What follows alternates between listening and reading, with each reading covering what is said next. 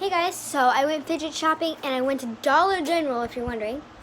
And I'm going to show you all my fidgets, even if they were not just bought. There's so much stuff in there.